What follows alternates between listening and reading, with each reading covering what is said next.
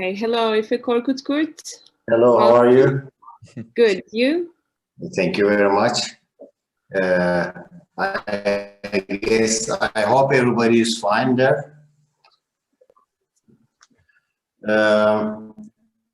Okay, first of all, I would like to express my happiness for being one of the speakers of this conference. I believe that the will to produce constructive and positive results regarding the troubled situation that we're living now in the whole world is put forward here. Can we see our presentation there? Yes, I guess. Okay. I prefer to approach the situation that emerged with the pandemic from a psychoanalytic perspective. I don't think there will be a better time to use psychoanalysis in the field of art and culture. With the pandemic, all the people of the world went through an extraordinary period. That epidemic caused the modern health infrastructure in the countries to go into crisis while first shaking the global system. There's a general consensus that the problems emerge here make economic and social costs directly felt on societies and also cause psychological and even existential effects on the people. These multi-layered effects occur in terms of both tangible material results and also spiritual effects on the actors who carry out cultural production. In this statement, I will consider these multi-layered effects in the context of Lacanian psychoanalytic theory and give a view on what kind of dynamics the emerging situation and the process associated with bring to the agenda in terms of intersubjectivity. At this point, I'll use psychoanalytic theory not as a method of analysis, of course, but as a tool to reveal various possible reflections of Lacan's idea of the subject and the related unconscious on the field of art and culture. Here I will consider the prominent concepts such as anxiety, uncanny, symptom, real, desire, pleasure, death, the other in the simplified forms in the context of the existing situation. I'll present it as open-ended thoughts rather than making sharp conclusions. First, let's focus on Lacan's subject theory, which we will maybe get a little bit bored here, but we need to understand what's happening because if you don't understand the basic concepts of the psychoanalytic theory, we cannot go forward to the new ideas emerging from here. The foundation of modern concept subject dates back to Descartes. The subject expressed by Descartes is the one who distinguishes himself from the self-not, the one who is conscious of the self. It was Freud's psychoanalytic theory that broke this understanding, as we know. It was sometimes seen as the end of the modern philosophy also. According to this theory, the basis of this subject is unconscious. Lacan has put forward a more detailed theory by which we can understand the dynamics of this unconscious subject. Accordingly, the subject is established over his lack and alienated from himself. By entering the language, becoming a subject, of course, the person loses his completeness and recognizes himself only through the other. This deficiency functions as the basic dynamic of one's relationship with the entire world of objects, as the production of desire. In other words, the subject cannot recognize him or herself without the other and loses its vital functions. Freud said that a rational mind, which is thought to be able to understand the world and therefore control it, is in fact subject to an irrational content that is timeless, undated, and free from causality. The unconscious desires are the leading regulator of thought, action, and social relations. And human beings exist not autonomously, but as a part of social structures also. This point of view has brought a new perspective where the whole society can be handled from the beginning. What is so-called reality that we think we have come to terms with the social sphere? That is, what is reality? The question cannot be understood independently of the question of what the subject is. There is no universe or situation for the subject to be identical to itself. According to Lacan, alienation is the structural precondition of subjectivity. It is the symbolic order that constitutes the subject. The symbolic order is established as a subject when it gives a person the opportunity to say I, that is to represent himself with a signifier. As Lacan said, the subject is born as a signifier in symbolism. In this respect, the consistent and safe continuity of the symbolic is an important condition for the subject to express himself as he thinks he knows himself. So what does the ego crisis that comes to the fore when this condition is weakened? This is one of our main questions today. Here we must first dwell on how critical it is for the subject to know him or herself through the other. To summarize briefly, in order to keep the first perception of physical incompatibility before the mirror alive in the mind, the body that appears fragmented and cluttered and the anxiety that arises with the moment causes the desire to have a safe me. This part is important because here the subject wants to construct himself. Faced with his or her disorder, the subject seeks ways to overcome this situation. The way to get off this disorder is thanks to the fact that it captures in the image of the other standing. The subject gets rid of incompatibility by establishing a connection with the disorder outside himself, his alienation with what he is radically aligned to. According to Lacan, subject desires to be desired, and desire of the subject is the desire of the other. Lacan uses the concept, the name of the father, for the symbolic father. By learning the role of the symbolic father, the child begins to understand his own cultural position. With the Oedipus complex, as we know, the symbolic realm is entered and the establishment of the subject takes place. The child breaks away from the holistic reality, moves toward being human in the symbolic realm. Oedipus complex, it causes a feeling of division between one's own reality and the idea of the reality. And the subject who starts to think with the symbols of the cultural order becomes alienated from his own reality. The primary effects of this alienation produce the conditions of a multi-layered existence in the adult individual. This situation is to contain many elements that are complex, full of contradictions and conflicts. In this respect, the relationship established with all human beings, these are cultural productions, cannot be free from the neurotic content in the Freudian sense. This issue is important because the whole cultural field especially refers to the father's gaze. What is the position of the artist here? My personal opinion is the artist predominantly takes a position as a hysteric. Of course, sometimes it settles in the position of the obsessive or even perverted too.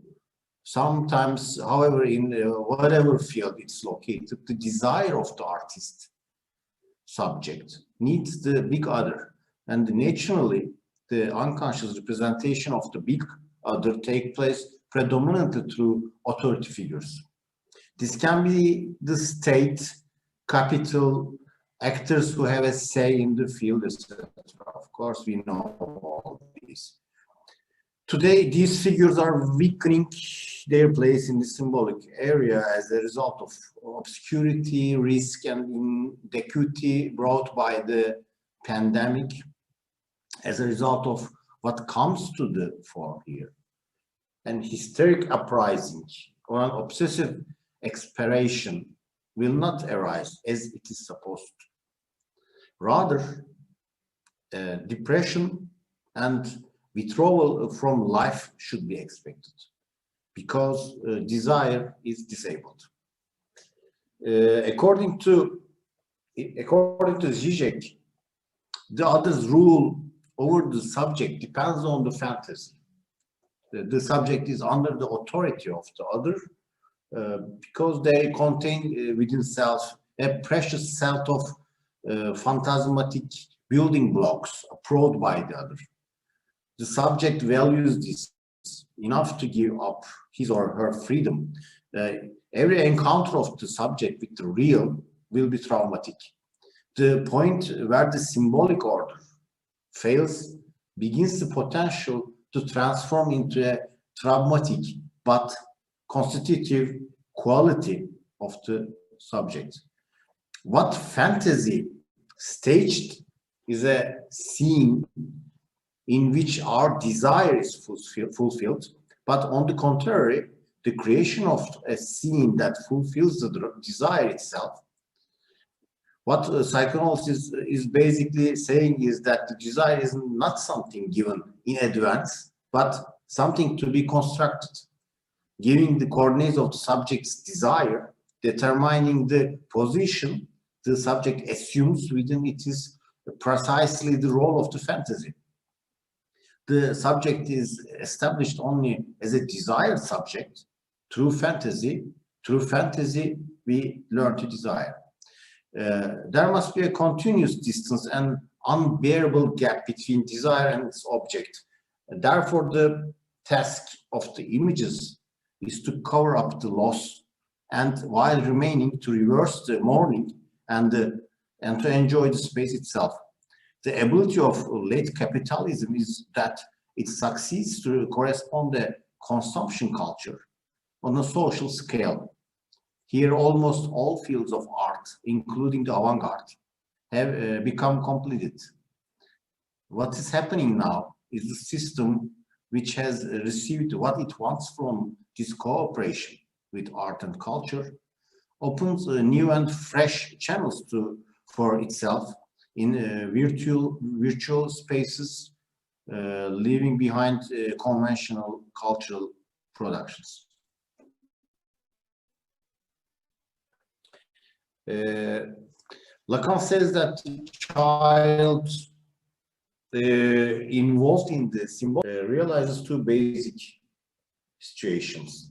The first of these is the formation of unconscious, and the second, the establishment of the individual subject, as we mentioned before. As emphasized, the Oedipus complex, the prohibition of the natural relationship between mother and the child is resolved by transforming the unconscious desire born with the prohibition in new imaginary expressions with the name of the father.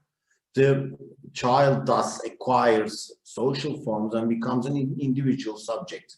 So entry in the symbolic order is possible through the realization of the original suppression.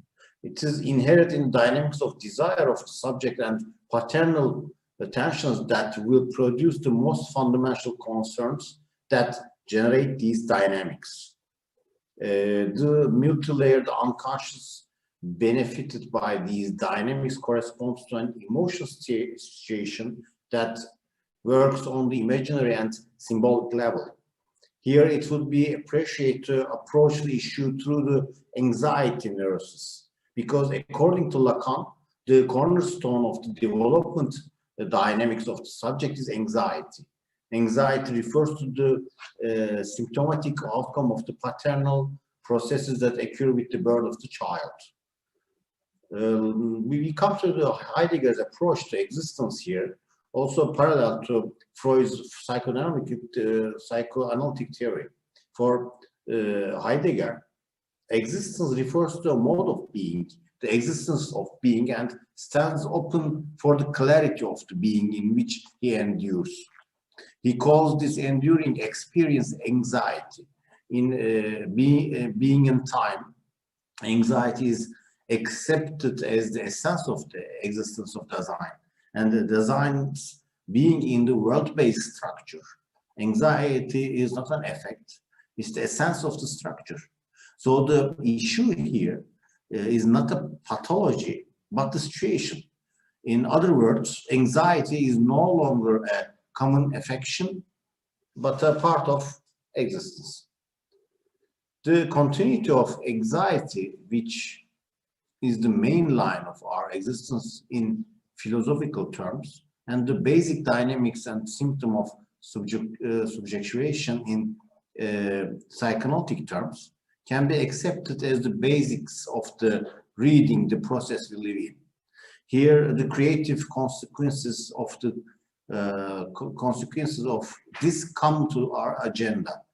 The inhibiting effect of the anxiety created by the pandemic also triggers a traumatic experience with increased awareness on individuals.